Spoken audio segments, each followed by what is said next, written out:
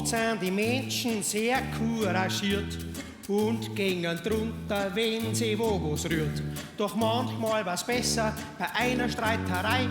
Man holt sie draus und man mischt sie nicht ein. Man holt sie draus und man mischt sie nicht ein. Der Lehrling und der Gesell, die stehen beieinander. Da zirkt der Lehrling auf mit dem Hammer in der Hand. Der Muster, der sagt es und will drunter gehen. Da schreit der Gesell, hey du Untersteht. Man mischt die nicht ein, das geht die nicht so. Hau wieder ab, weil den Kropf pack ich schon. Man mischt die nicht ein, das geht die nicht so. Hau wieder ab, weil das Krispel pack ich schon.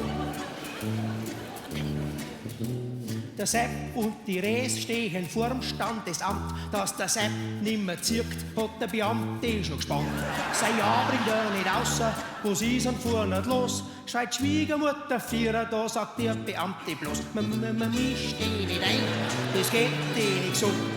Halt du dein Maul, weil der zittert da so. Man mischt die nicht ein, das geht die nicht so. Halt du dein Maul, weil sonst rennt er uns davon.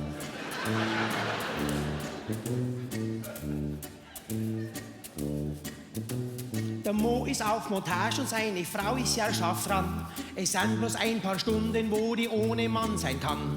Wie er plötzlich heimkommt, stehen 3 Mann vor der Tür. Da dreht sich der Dritte um und sagt, du bleibst hinter mir. Man mischt die nicht ein, das geht die nicht so.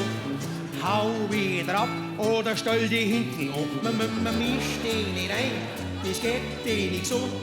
Hau wieder ab, weil bald kommt dir der Mann. Die Oma liegt am Sterbebett, wahrscheinlich geht's dahin. Obwohl dass sie eine Böse war, der Opa bett für sie. Plötzlich geht die Tür auf, der Doktor kommt herbei.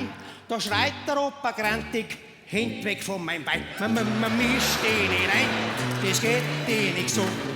Hau wieder ab, weil dir der Hilfe schon. Man mischt die nicht ein, das geht die nicht so.